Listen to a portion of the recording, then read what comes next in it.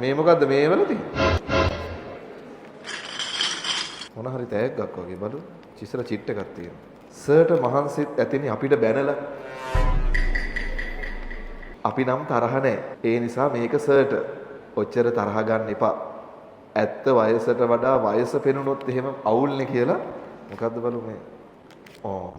Chocolate එකක් කියවලා.